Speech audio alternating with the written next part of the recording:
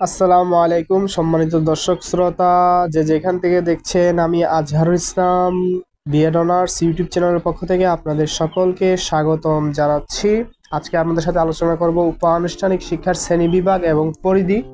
সর্বপ্রথম হচ্ছে basic education বা মৌলিক শিক্ষা। এটি এমন একটি শিক্ষা যা প্রাথমিকভাবে শিশুদের জন্য হলেও প্রাপ্তবয়স্কদের জন্য চালু করা যেতে পারে। এর মধ্যে স্কুলে না যাওয়া বা কম শিক্ষিত মানুষদের জন্য সহজে ভাষা শিক্ষা দেওয়া হয়। বেসিক এডুকেশন হচ্ছে যে আমাদের যেগুলো হচ্ছে ফাউন্ডেশন অফ এডুকেশন, যেরকম হচ্ছে যে অক্ষর জ্ঞান, সাক্ষরতা, গণনা, মৌলিক জীবনযাত্রা সম্পর্কিত শিক্ষা, এগুলোকে আমরা বলে থাকি বেসিক এডুকেশন, যেগুলো আমাদেরকে প্রাইমারি এডুকেশন হিসাবে আমরা পেয়ে থাকি।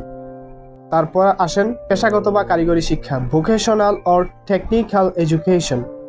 এটি একটি বিশেষ দক্ষতা অর্জন করার জন্য পরিচালিত হয় যা ব্যক্তির কর্মক্ষমতা এবং পেশাগত জীবনকে উন্নত করে। এতে মানুষ কারিগরি বা অন্য কোনো দক্ষতা শেখানো হয় যা তাদের কর্মসংস্থানে সহায়তা করে। আসলে পেশাগত দক্ষতা, যেটা শিক্ষা লাভ করার পর আপনি যে কোনো বৃত্তি বা পেশার মধ্যে যেতে পারবেন। যেরকম আমরা দেখে থাকি যে কৃষি প্রশিক্ষণ, টেলিভিশন রিপেয়ার, সেলাই মেশিন প্রশিক্ষণ, আসলে এগুলো হচ্ছে বৃত্তিমূলক শিক্ষা, যার মাধ্যমে কোনো মানুষ কোনো কর্ম করে খেতে পারে। এবার আসুন জীবনযাত্রা উন্নয়ন শিক্ষা, লাইফ স্কিল এডুকেশন। এটি মানুষের ব্যক্তিগত এবং সামাজিক দক্ষতা উন্নয়নে সহায়তা করে। এর মাধ্যমে মানুষ আরও সক্ষম ও আত্মনির্ভরশীল হতে পারে।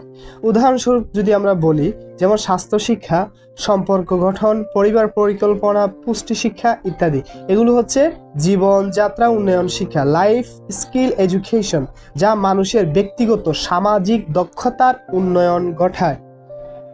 এরপরে হচ্ছে বয়স্ক শিক্ষা, অ্যাডাল্ট এডুকেশন। এটি প্রাপ্তবয়স্কদের জন্য শিক্ষা প্রদান করে যা কোনো কারণে আনুষ্ঠানিক শিক্ষা গ্রহণ করতে পারেনি।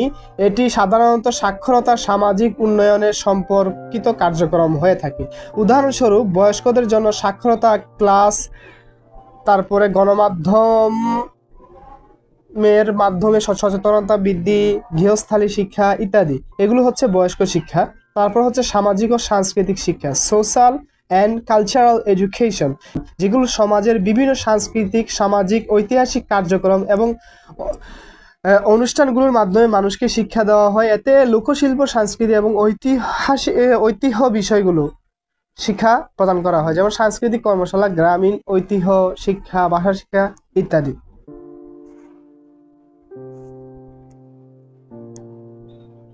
সম্মানিত দর্শক শ্রোতা, দেখো আমার সাথে থাকার জন্য সকলকে ধন্যবাদ জানাচ্ছি।